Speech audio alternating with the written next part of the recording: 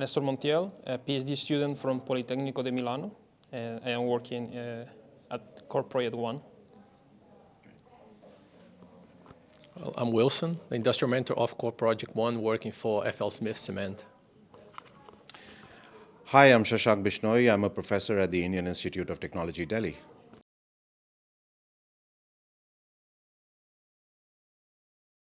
Yeah. Okay.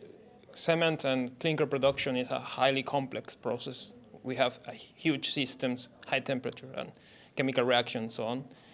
And so it's difficult to, for example, create models to study what is happening in the process. What we are trying to do at Core Project 1 is to implement and apply machine learning approaches to develop simple and accurate tools for investigating and for the development of the process.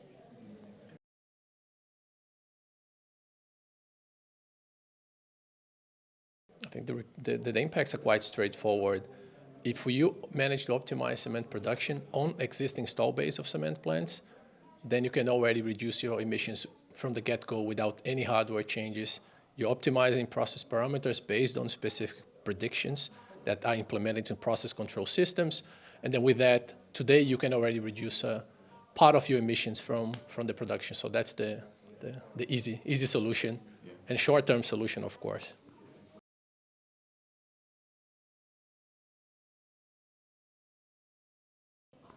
Okay, next steps, it's the integration of the machine learning approaches with physics-based theories to produce wonderful tools that allow us, for example, to overcome some challenges that exist currently. For example, how to accurately predict the clinker compositions, and accurately and in a more simple way. And I think that it is a really good contribution to the sector. If I can add to Nestor, the next steps will be, of course, collect more data, because the scientists are always hungry for exploring more data, and then the more or the merrier the better in that case, but also making sense on how these accurate predictions will have an impact on CO2 emissions or the sustainability aspects of cement production in general. In addition to both of these things, what we're also going to get out of this are the templates, the formats for the data that is collected by the plants, to explain to the cement companies how to collect that data and how to store it, so that in the future it can become easier for these kind of AI models to make sense of this data.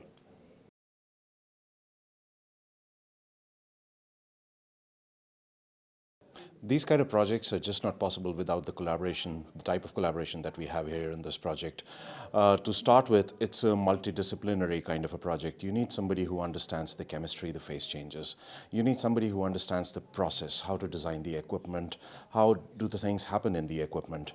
You need somebody who understands the AI part of it. So these are very different disciplines, and this project actually brings all of us together from different universities to do our part of the science and to reconcile with each other, making sure that the physics and the chemistry laws are not broken while we try to apply the AI.